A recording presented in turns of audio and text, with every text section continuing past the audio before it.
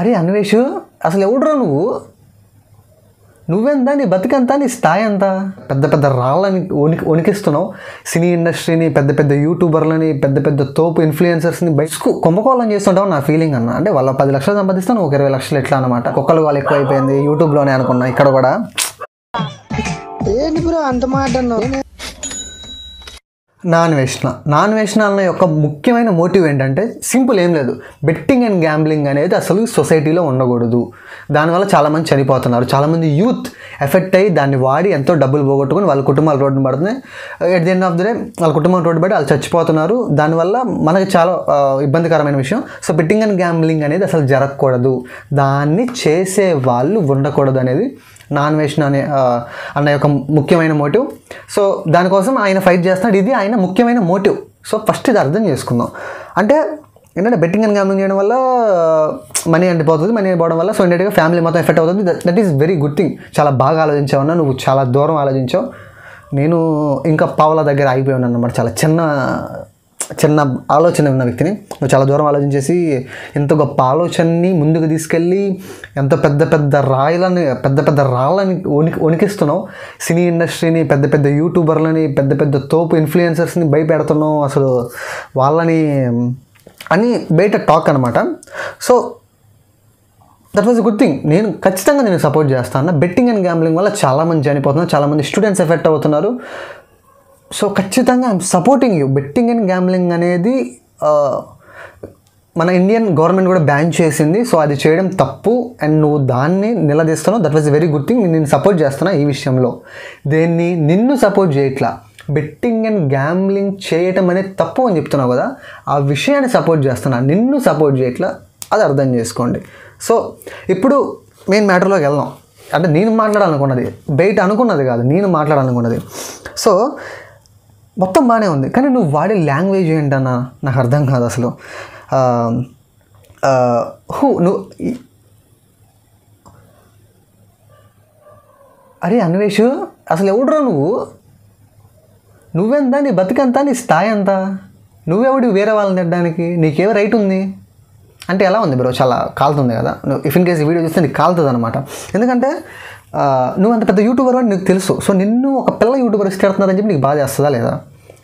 ఇక్కడ పెద్ద యూట్యూబర్ చిన్న యూట్యూబర్ అనేది మ్యాటర్ కాదు. నువ్వు అర్థం చేసుకోవాల్సిన విషయం ఏంటంటే you should give some respect to the opposite person. మనకు మ్యూచువల్ రెస్పెక్ట్ అని ఉండాలి. ఈవెన్ దో ఎదుటిన్నాడు పనికి మాలోడు కానీ, చెత్తన సన్ కానీ, వాట్ ఎవర్ ఇట్ మే. వాడు బెట్టింగ్ గ్యాంబ్లింగ్ చేయొచ్చు, వాడు బెట్టింగ్ యాప్స్ ప్రమోషన్ చేయొచ్చు, వాడి వల్ల చాలామంది చనిపోవచ్చు కూడా. సో అంటే అఫ్కోర్స్ మన హ్యూమన్ ఎమోషన్స్లో ఒకరి వల్ల మనం ఎఫెక్ట్ అవ్వడం వల్ల ఖచ్చితంగా మనకు బూతులు అనేవి వస్తాయి. That was a very good. అది మన హ్యూమన్ టెండెన్సీ అనమాట. అది మన హ్యూమన్ టెండెన్సీ.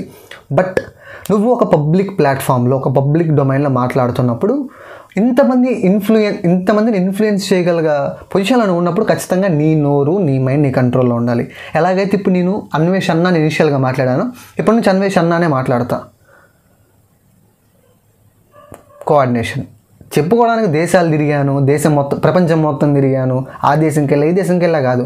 నువ్వు గుర్తుపెట్టుకోవాల్సిన విషయం ఏంటంటే నువ్వు ఒక భారతీయుడివి, భారతీయుడిగా పుట్టావు, భారతదేశంలో పుట్టావు. భారతదేశం దేనికి? సంస్కృతికి, సంస్కారానికి, గౌరవానికి నిలయం. అది గుర్తుపెట్టుకో. ఏదో నేను పలానా చోట పుట్టా, నేను పుట్టిన చోట మొత్తం మాస్ ఏరియా బూతులు మాట్లాడతాను, నీకన్నా 100 రెట్లు మాట్లాడతా బ్రో నేను బూతులు.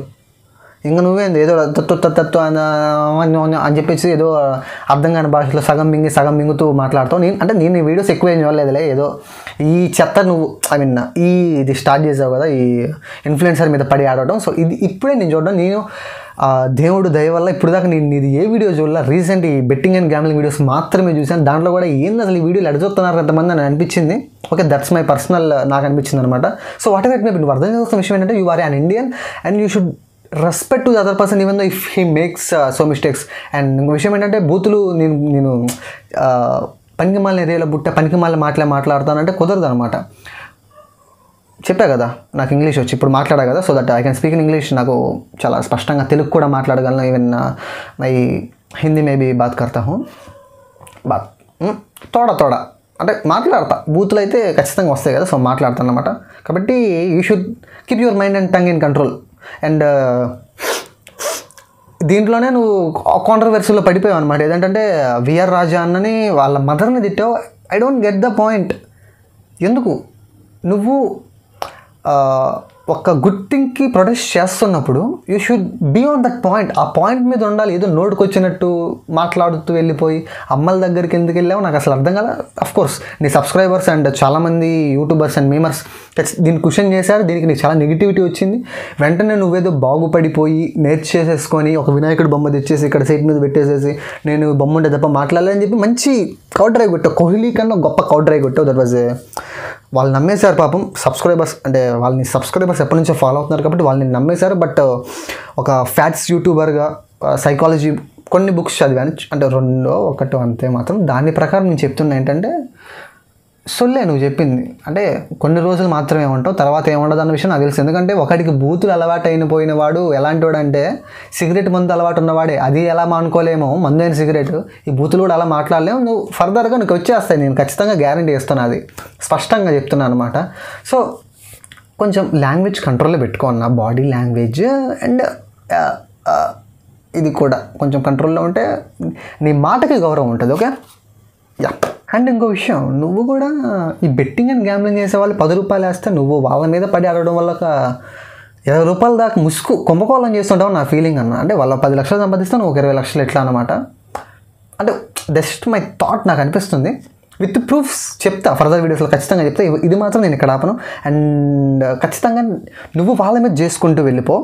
నువ్వు నీ వీడియోస్లో ఒక దగ్గర చెప్పావన్నమాట. విఆర్ రాజా అన్న వీడియో చూశాను నేను. చూసినప్పుడు నువ్వు అందులో చెప్పావన్నమాట ఏంటి అంటే నువ్వు చేయొచ్చు కదరా, నీకు పని పాట లేదా, నీకు రెస్పాన్సిబిలిటీ లేదా సొసైటీ మీద అని. సో నాకు అది బాగా టచ్ అయిందన్న. అక్కడ గుండె లోతుల్లో తగిలిందనమాట. సో ఖచ్చితంగా నేను I'm taking that care on society. వాళ్ళ మీద వీడియోస్ నువ్వు ఎలానో చేస్తావు బికాజ్ నువ్వు పెద్దవాడివి, నువ్వు మాట్లాడితే నేను గౌరవిస్తాను. నేను నీ మీద చేస్తా అన్న వై బికాజ్ అర్థమవుతుంది నీకు ఫర్దర్గా ఎందుకు అని. ఎందుకంటే నేను కొన్ని ప్రూఫ్స్, కొన్ని ఐడియాస్, నేను ఐడెంటిఫై చేశాను. సో అది నేను మీకు పబ్లిక్ డొమైన్లోకి తీసుకొస్తాను. సో దట్ మీరు కూడా చూస్తారండి సబ్స్క్రైబర్స్ అందరూ. వాళ్ళ సబ్స్క్రైబర్స్ అని నా సబ్స్క్రైబర్స్ అని. అండ్ అఫ్కోర్స్ పబ్లిక్ యూజ్ వాళ్ళ సబ్స్క్రైబర్స్. ఇది కాదు ఇక్కడ, ఇదంతా చెత్త కాదు. ఖచ్చితంగా నీ గురించి తెలియని చాలా ఉందన్న. మొత్తం నేను బయటకు తీసుకొస్తా ఫర్దర్ వీడియోస్లో ఖచ్చితంగా. మీరెవరు అసంతృప్తి చెందకండి. వీడియోస్ ఇప్పుడే ఆగిపోవు, ఇంకా వస్తూనే ఉంటాయి. అన్న వీడియోస్ చేస్తున్నంత వరకు వస్తూనే ఉంటాయి. అన్న మీద కాదు. It is not about the mistakes which was done by నా అన్వేషణ.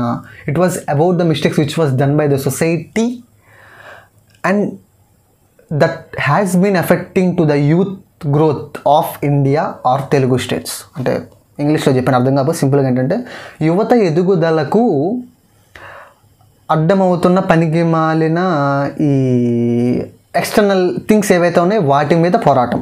ఓకే, అది నా objective. This is Kalyan's objective. This is GSR బడి YouTube channels objective. So just ఈ వీడియోకి ఇంతే గైస్. నేను ఎక్కువ ల్యాగ్ చేయదలుచుకోలేదు బికాజ్ నేనెవరో మీకు తెలీదు. సో నేను మిమ్మల్ని కన్ఫ్యూజ్ చేయాలనుకోవట్లేదు. ఫర్దర్గా వీడియోస్ వస్తాయి with proofs and with data, with analytics. మీకు కావాల్సినవన్నీ ఇంక్లూడ్ చేసి నెక్స్ట్ వీడియోస్ ఫర్దర్గా వస్తాయి. సో నేను చెప్పింది మీకు ఒక నాన్ వేసిన ఫ్యాన్గా చూస్తే మీకు తప్పు అనిపిస్తుంది. బట్ ఒక న్యూట్రల్ పర్సన్గా ఆలోచించండి. ఖచ్చితంగా మీకు ఇది అర్థమవుతుంది నేనేంటి అనేది. So if you are connected with me, channel subscribe చేసుకొని ఫర్దర్ వీడియోస్ని ఫాలో అవుతుండండి. అండ్ ఈ వీడియోని కుదిరితే ఖచ్చితంగా కుదిరినంతవరకు లైక్ చేయండి అండ్ కుదిరినంతవరకు షేర్ చేయండి. సో దట్ ఏంటంటే అందరికీ తెలుస్తుంది అనమాట. Because society want to know what is right and what is wrong, what is fake and what is real. So ఖచ్చితంగా షేర్ చేయండి and comment your opinion. Thank you all. This is your Kalyan signing off. కుక్కలు వాళ్ళు ఎక్కువ అయిపోయింది యూట్యూబ్లోనే అనుకున్నా, ఇక్కడ కూడా. ఏంటి బ్రో అంత మాట ఉంటా టాటా.